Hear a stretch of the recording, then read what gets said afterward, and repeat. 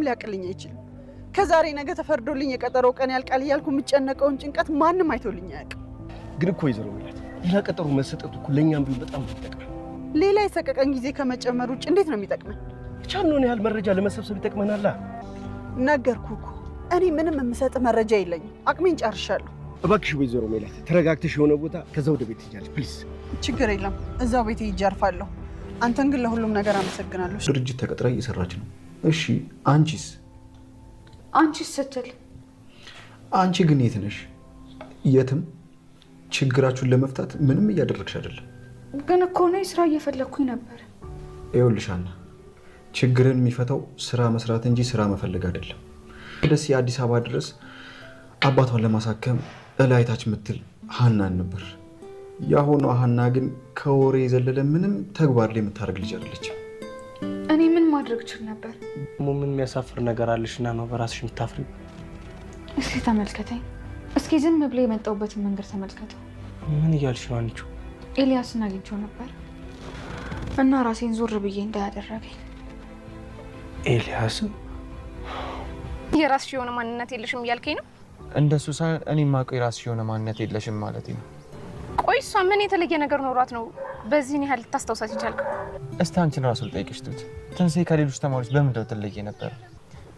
የሆነች ዝጋታም ነገር ናት። ምን የተለየ ነገር ኖሯት ነው? በትክክል እኔም ልክ እንደሷ ዝጋታም ነበርኩኝ። ይሄ ጸባያችን ደግሞ ያመሳስለናል። እሺ ቱት፣ አሁን የት እንዳለች ብትነግሪኝ ደስ ይለኛል። ጥያቄ ሲጠይቅህ ትኩረት እንድታደርግ የሚፈልገው ጥያቄውና መልሱ ላይ ነው። እድለኛ ሆነ ካገኘኸው አሸናፊ ነህ ማለት ነው። ካልሆነ ግን መልሱ የሰርከውን ሳትመልስ እንስማማ። አረሽ ያረጋገው ሌላው ዛሬ ማለት ነው የትም አታመልጠኝ። እዚሁ አንገቱን ስጥ አድርጌ እጄን ለመንግስት እሰጣለሁ። እንደምን ልታደርግ ነው? ማረጋውን አሳየለሁ። ኧረ ገደለኝ። ኧረ ወይኔ! አስቴር ስራዋን ለቃ እንደመጣች ስላላወቁ አንቺ ያንን የመሰለ ድርጅት በገዛ እጅሽ ነው ያስወሰሽው በማለት ብዙ ነገር ተናግሯት ነበረ። ከዛም በፊትም ብዙ ነገር ስለተናገሯት በጣም ከፍቷት ነበረ። ሉሊትንም ቢሮዋ ድረስ ሄደው ወይዘሮ ሜላትን እንግዲህ ስትሰድባትና ዝቅ አድርጋ ስትናገራት ስለሰሙ የእናት አንጀታቸው ስላልቻለ ገብተው አስፈራርተዋት ነበረ። ሆኖም ሉሊት እናሽን ከላክሽ በኋላ ነው ደሞም ሂጂና ተናገሪልኝ ብለሽ ልከሻት ነው ታዲያን የምፈራ መሰለሽ ወይ በማለት እንግዲህ ወይዘሮ ሜላትን ከስራ አባራታለች። ሆኖም ለዩኤል ታዲያ ራሷ በፍቃዷ ወይዘሮ ሜላት እንደወጣች አድርጋ ነበር የነገረችው። ዩኤል ወይዘሮ ሜላትን አግኝቶ በምን ምክንያት እንደወጣች ሲጠይቃት እሷም ታዲያ እኔ ተባረሬ እንጂ ስራው ምን ያህል እንደሚያስፈልገኝ አታውቅም ወይ በማለት ትነግረዋለች። እሱም ታዲያ ሉሊት በራሷ ፍቃድ እንደወጣች ነው የነገረችኝ በማለት ወደ ሉሊት ጋር ሄዶ ነበረ። ሉሊትንም እንግዲህ እሱ የሚያውቀው ነገር ስላለ ሉሊት ከዚህ ቀደም ያደረገችው ለአቶ መዘክር ያን ነገር ቢናገር እሷ ከስራ እንደምትባረር ሲነግራት ሄዳ ይቅርታ ጠይቃለች። ወይዘሮ አስቴርም እንግዲህ ብዙ ነገር ከተናገሩ በኋላ ወይዘሮ ሜላትን በይቅርታ ጠይቀዋል። እኔ ለአንድ ልጄ የዛን ሁሉ ድርጅት መመለስ ስለማልችል እንጂ የዛ ሁሉ ንብረትሽ ሲወድም በውስጥ ተቃጥዬ ብቆይም እንኳን ያንቺ ነገር አላስችል ብሎ ይመጣው በማለት እንግዲህ ሰላምዬም ብትሆን እናቴን አትናገሩ፣ እናቴ ብዙ ነገር አሳልፋለች፣ በሽተኛ ልጇን እያሳከመች ያን ሁሉ ድርጅት ስታስተዳድር የቆየች እናቴ ጀግና ናት በማለት እንግዲህ ለእናቷ በጣም ስለ እናቷ በጣም ተናግራለች። ሰላም ጤና ይስጥልኝ ክብራንና ክብራን ቻናል የቤተሰቦች ሰላማችሁ ይብዛ። በዓለም ዳርቻ ያላችሁ ወገኖቼ በሞላ የቻናልንም ላይክ፣ ሰብስክራይብ፣ ሼር በማድረግ አበረታቱኝ እያልኩኝ ዛሬ ደግሞ ኖላዊ ድራማ እንዲሁም አዝናኝ አስተማሪ የሆነውን ነው ዛሬም ይዤ መጥቻለሁ። ቪዲዮውንም እስከ መጨረሻ በማየት አበረታቱኝ እያልኩኝ ታዲያ ወይዘሮ ሜላት አሁን ላይ ስራው በጣም ስለሚያስፈልጋት ሉሊት በምትናገራት ሁሉ እያለፈች ነው በትዕግስት። ሆኖም ይቅርታ በማለት ይቅርታም እየጠየቀቻት ሉሊት ደግሞ ግን ከስራዋ ለማባረር የማታደርገው ጥረት አልነበረም። ሆኖም ሉሊት አሁን ላይም ቢሆን አልተሳካላትም። እሷም ያጠፋችው ጥፋት ስለነበረ ዩኤል አሁን ላይ አንቺ ራስሽ ነሽ የምትባረሪው ከዚህ ቢሮ፣ ሆኖም ታዲያ እኔ ያለሁበትን አታውቅም ወይ? እኔ እኮ ከፍተኛ ወንበር ላይ ነው የተቀመጥኩ ብትለውም እንኳን የሚያውቀውን ነገር ለአቶ መዘክር ቢናገር ከስራ እንደሚያባርራት ስለነገራት ቀጥ ብላ ሄዳ ወይዘሮ ሜላትን ይቅርታ ጠይቃታለች።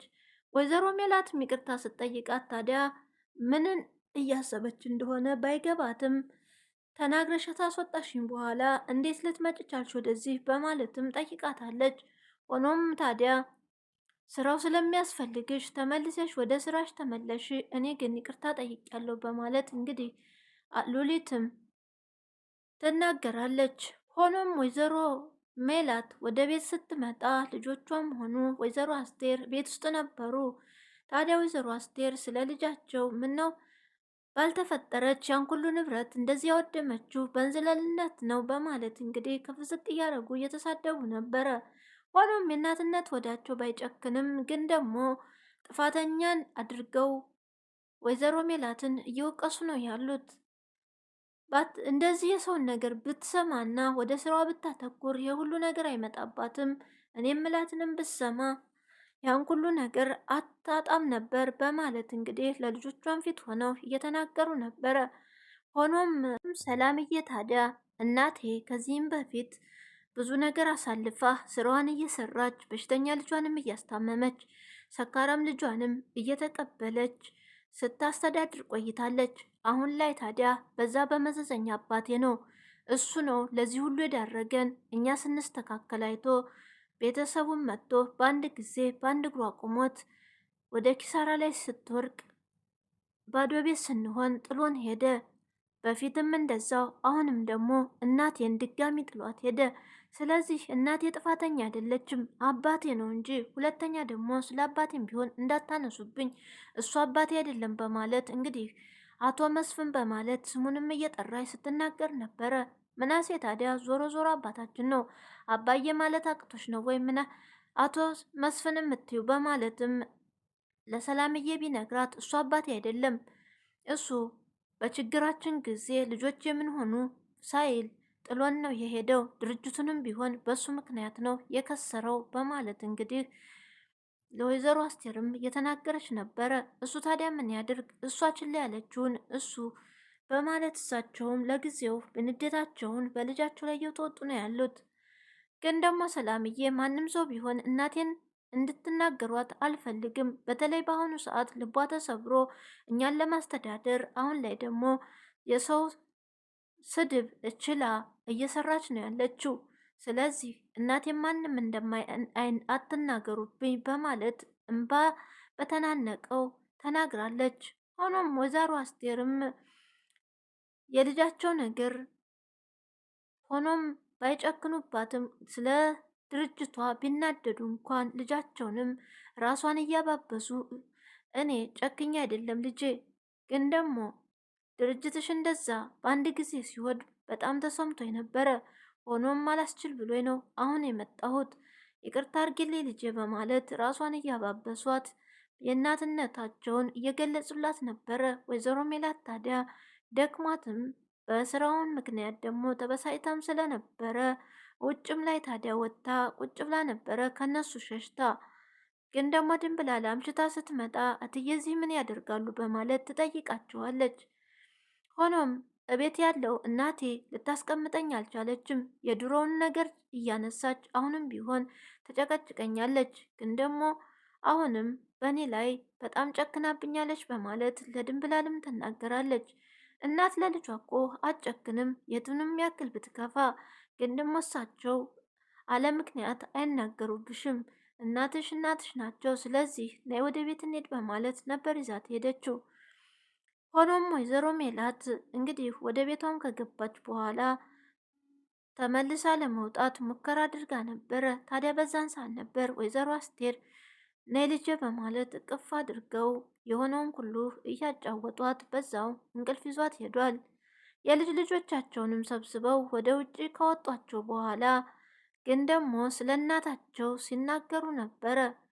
ታዲያ ሰላምዬ ዛን ሰዓት ነበረ እናቴ ብዙ ስቃይ አሳልፋለች። የጠፋችው ልጇን ስትፈልግ፣ በአንድ በኩል ስራዋን ስትሰራ፣ በአንድ በኩል በሽተኛ ልጇን ስታስታምም፣ በአንድ በኩል ደግሞ ሰካራም ልጇን መሸባት መጣች አልመጣችም እያለች ስትጠባበቅ ይህን ሁሉ ስቃይ አሳልፋ ግን ደግሞ ድርጅቷን ቀጥ አድርጋ ስትሰራ ነበረ። ስለዚህ አሁንም ቢሆን እናቴ ጥፋተኛ አይደለችም። ማንም ሰው እንደሚከስረው እናቴ ልትከስር ትችላለች። ግን ደግሞ እናቴን አትናገሩ በማለት ታዲያ እናቴን እናንተ በጭራሽ አታውቋትም በማለት እንግዲህ ተናግራለች።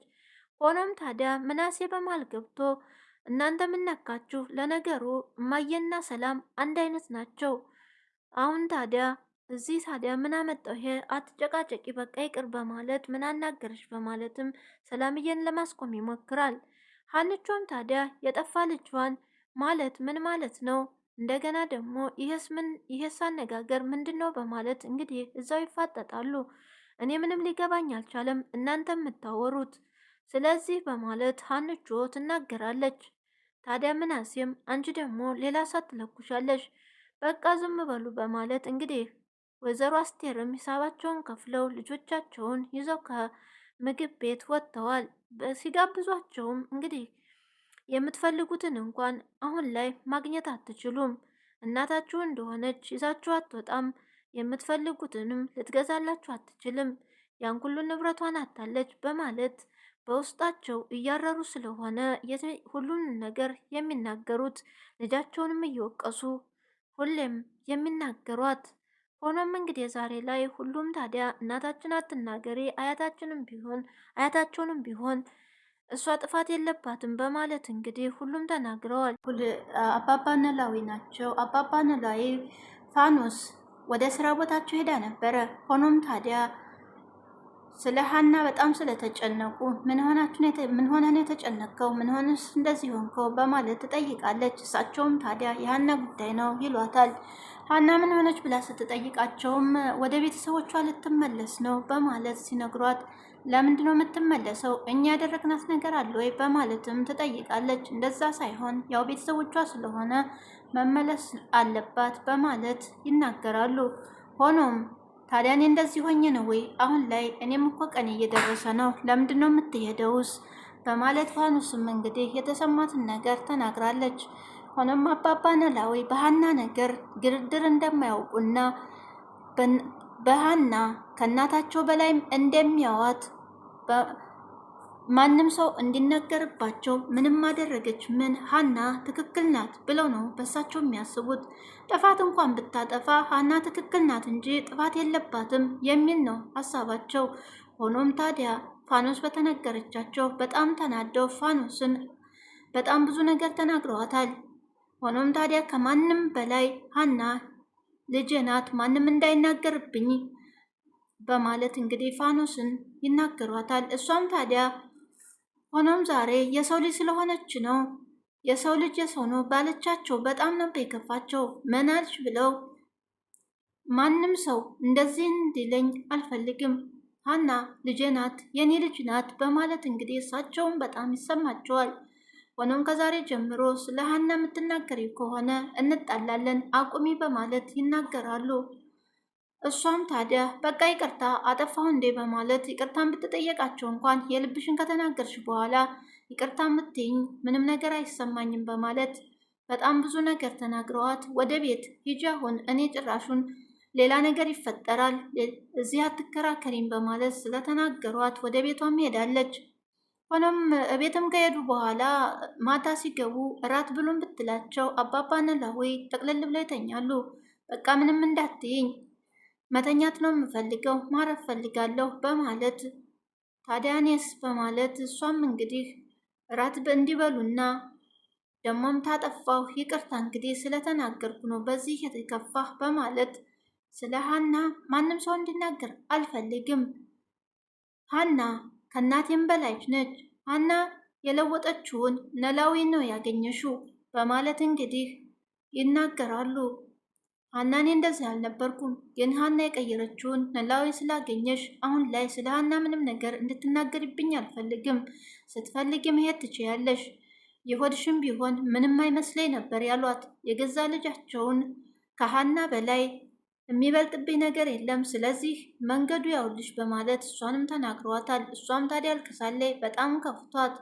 ሆኖም እንግዲህ በአንድ በኩል ሀናንም አግኝታ አናግራታለች። ታዲያ ሀና አባባ ኖላዊ ምሳ ስትወስድላቸው ልክ ስላልነበሩ ምን ሆነ ነው አባቴ ብላ ብትጠይቃቸው ምንም ይሏታል። ሆኖም የሆነ ነገር አለ ንገረኛ አባቴ ብላ ውጥር ስታረጋቸው ከፋኖስ ጋር እንደተቃጩ ፋኖስንንም እንዳስቀየሟት ይነግሯታል። ሆኖም ፋኖስን ለማናገር ወስና ካፌ ተገናኝተው ምን ሆናችሁ ነው አባቴ ጥሩ ሙድ ላይ አይደለም በማለት ሀናም ትናገራለች። ፋኖስም ታዲያ ይቅርታ የማይሆን ነገር ተናግሬ እኔ ሆነኝ ያስቀየምኩት በማለት ትናገራለች። ደግሞ አንቺ ምን አርግሽ አስቀየምሽው በማለትም ብላ ትጠይቃት አንቺ የሰው ልጅ የሰው ነው ስለው በጣም ከፋው። ጥፋተኛ ነኝ አጥፍቻለሁ፣ አንቺ ይቅርታ አርጊልኝ ትላታለች። እኔ እኮ የአባቴ ልጅ ነኝ የማንም አይደለሁም በማለት እንግዲህ ወደ ቤተሰቦችሽም ልትመለሽ እንደሆነ ስሰማ በጣም ነው የከፋኝ። ለዛም ስሜታዊ ሆነ ከቤት መሄድሽን ሳስብ ለመድኩሽ መሰለኝ በማለትም ስትነግራት ልክ ነሽ፣ ሳላስብ ቀርቻ አይደለም፣ እኔም እኮ አስባለሁ እንደዚህ ሆነሽ መሄድ የለብኝም፣ ግን ደግሞ ለቤተሰቦቼ አስፈልጋቸዋለሁ በማለት ነው የተናገረችው። ሆኖም እንግዲህ ፋኖስም ይቅርታ ጠይቃት ነገሮቹን ለማብረድ ሞክረዋል። ሆኖም እንግዲህ አባባ ኖላዊም ወደ ቤት ሲገቡ ለፋኖስ የገቡላት ቃል ትዝ ብሏቸው እኔ ምን አይነት ሰው ነኝ ፋኖስን አስቀይምኳት አይደለ በማለት እንግዲህ በጣም ተጨንቀው ነበረ። እቤትም ስላላገኟት ያን ቃል የገቡላትን ታዲያ ትዝ እያላቸው ሁሉም ነገር በጣም በጭንቀት ተወጥረው ነበረ። በአንድ በኩል እንግዲህ የወይዘሮ ሜላት እናት ወይዘሮ አስቴር ናቸው። እሳቸውም እንግዲህ የልጅ ልጆቻቸውን ወደ ውጭ አውጥተው አዘናንተዋል። ሆኖም እንግዲህ በመሀላቸው ስለ ወይዘሮ ሜላት ተነስቶ ጭቅጭቅ ተፈጥሮ ነበረ። ሰላምዬም ካንጀቷ ስቅስቅ ላይ ያለቀሰኝ እናቷን ማንም ሰው እንዲናገርባት አሁን ላይ እናቷ ውስጧ የተሰበረ እንደሆነ እየተናገረች ነበረ። ሆኖም እንግዲህ ቤተሰቡ እየተነጋገረና ግማሹንም እየተጨቃጨቁ ስለነበረ ሂሳባቸውን ከፍለው ከቤት ተዛ ካሉበት ወጥተዋል። ሆኖም እንግዲህ ኢዩኤልም ቢሆን ወይዘሮ ሜላት ወደ ስራዋ ትመለሳለች። ኢዩኤል እንግዲህ አስፈራርቷታል። ሆኖም ሄዳ ወደ ስራዋ እንድትመለስ ነግራታለች። እንግዲህ ተስማምታ ትሰሩ ይሆን? ቀጣዩን አብረን እናያለን። የዛሬው ቪዲዮ በዚህ አብቅቷል። በያላችሁበት ሰላም ቆዩልኝ። ወዳችኋለሁ።